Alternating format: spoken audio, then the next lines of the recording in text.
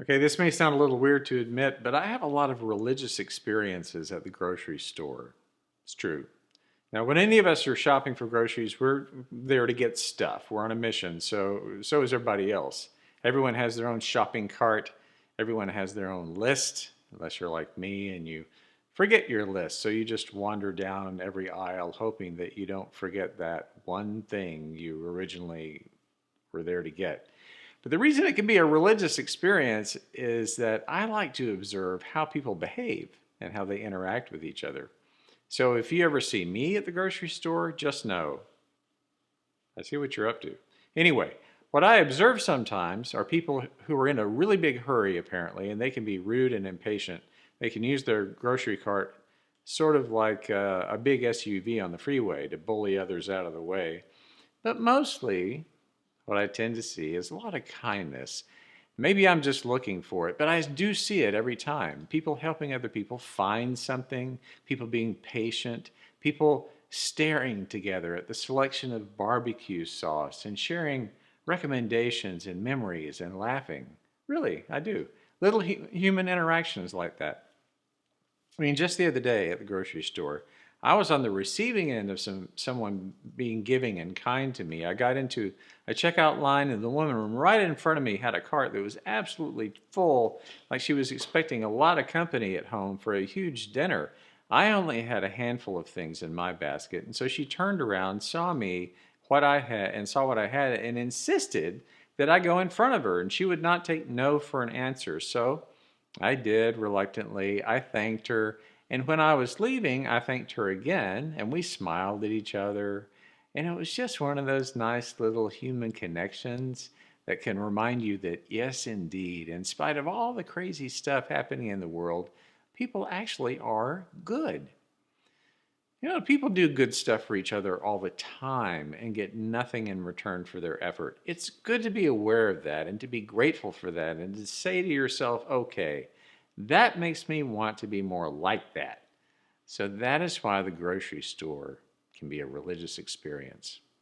Because what I just described is my religion. Now, I call myself a Christian, but what that means for me is, in spite of all the crazy stuff, in spite of all the hurtful stuff, I know and I trust and I have faith that people are actually good and will go to great lengths to give of themselves for the sake of others while expecting nothing in return. And it's my job as a human being and my joy as a human being to be alert to that and to be grateful for that and to point that out and to get better and better at doing that myself. So that is my religion. That is my faith. That's my journey. And if I stop and think about it, the most joyful aspect of having that alertness and gratitude and desire to pay it forward is that it takes me out of myself, any focus I may have on myself, any concern about myself. So it's not only joyful, it is liberating. And I think the joy and liberation that's found in understanding that our purpose in life is to serve others, that is what is at the very heart of the gospel story we heard today. Now, at first glance, it is a simple story. One day, the disciples of Jesus, they were arguing amongst themselves about who was the most important disciple.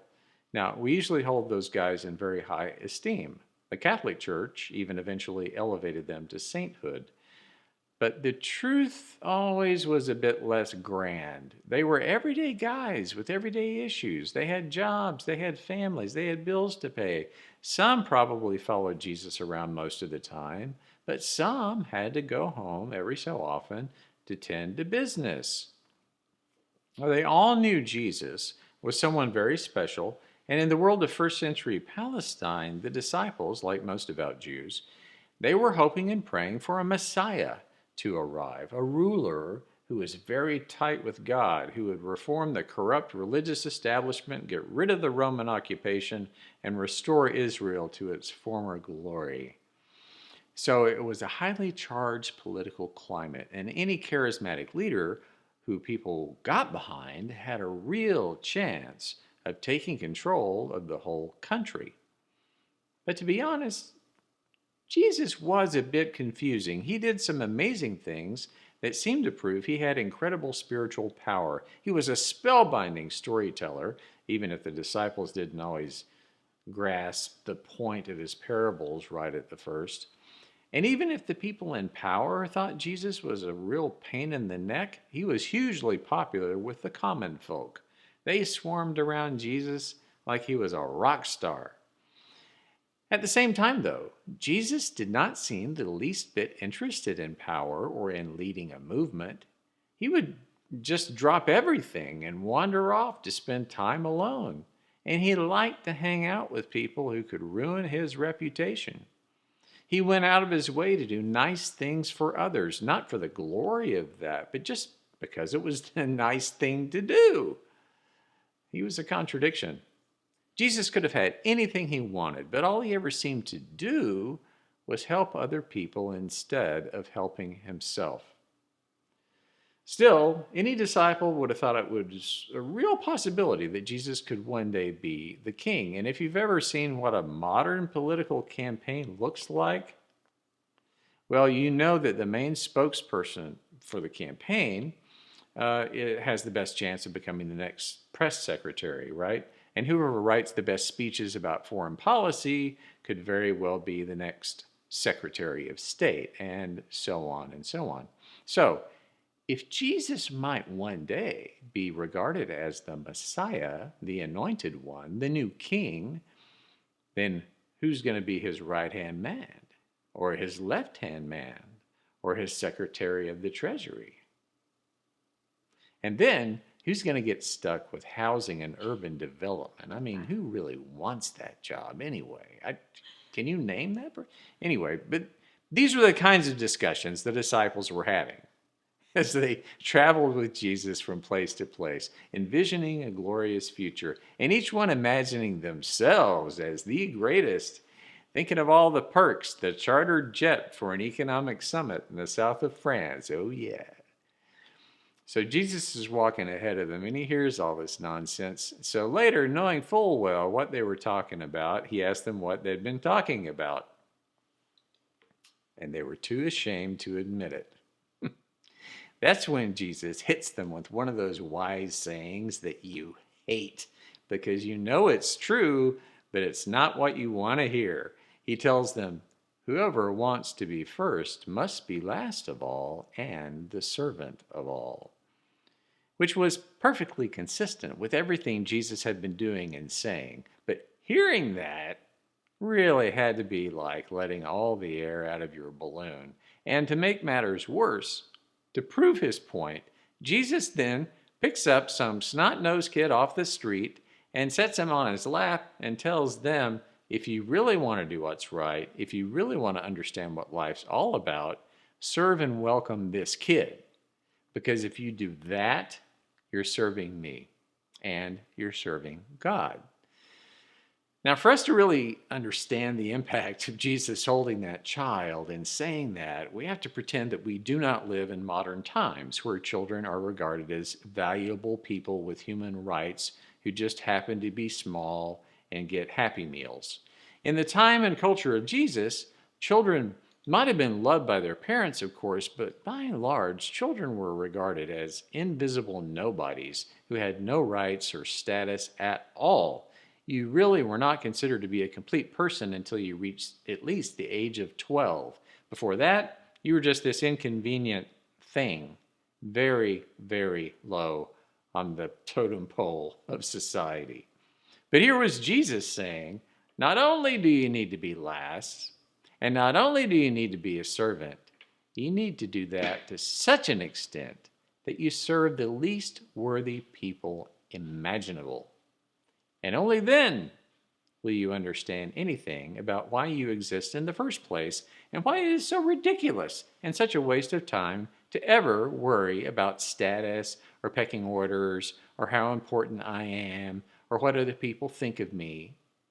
So long before the word ego was ever invented by Sigmund Freud or somebody like that, Jesus was really talking about the difference between living an egocentric way of being and a way of being that's awakened to and driven by loving compassion and service to others. He was teaching one of the most essential truths about being human, the paradox we all struggle with to one degree or another, or if you prefer, the road we all navigate? Do we primarily live to get, or do we primarily live to give? It's a hard question because I think we can all go through seasons of both ways of being. If we're in survival mode, if we're sick, broke, and at our wits' end, then sure, we need to survive, right? But to be honest, very few of us are in survival mode, at least for very long. Most of us are in maintenance mode. And by that, I mean that we all have routines and ways of being in the world that we may be perfectly happy about, but usually there's one or two or maybe several parts of our lives we're not so thrilled with, we're not so satisfied about, or that we're worried about. It could be a relationship that's in trouble. It could be our health. It could be about our family. It could be a concern about the state of the world and even our community. It could even be that we're bothered because we don't think we have enough of whatever: good looks, time, talent, money. So if any of that is a valid concern for you, then it's valid because you matter. You might not be in crisis mode, but you're in a maintenance mode, doing your best to maintain things, to maintain your balance, to maintain your sanity, to maintain your needs. Now, it might sound like I'm diminishing your valid needs and concerns. It might even sound like I'm saying there's something wrong with meeting your own needs. Well, I'm not saying that at all. There's nothing wrong with meeting your needs and taking care of your own stuff as best you can. That is not being selfish. And, I hate it when preachers ever say that it is selfish. That is so dumb. We're all in maintenance mode. But within that mode, we also have a primary way of navigating. One way is to be asking the question, more often than not, what's in this for me? Am I going to get recognized? Don't I get any credit here? Where is my reward? The other way is to be asking the question, more often than not, how can I help? Are you okay? How can I make this better for you? What do you need most right now? The first way is about getting. The second way is about giving. The first way is about the self. The second way is about the other. The particular genius of Jesus was that he exemplified that second way in all that he said and did. He made everyone around him acutely aware that cultivating a loving awareness and alertness of others and the needs of others is the pathway toward our own healing and our own wholeness and our own salvation, right in the midst of being in maintenance mode. Living that way is entirely doable. He said more than once that the kingdom of God is within us. That's what he was talking about. No matter what's going on in our lives or in the world, heaven is right here. It's in you. It's in me if we're simply alert to it and thankful for it and willing to pay it forward. We can see and we can know and we can have faith that every other person we meet is filled with that same goodness and divine light that illuminates all of us. We can't help but to have compassion for them and find ways to serve them, so that every day, life itself is a religious experience.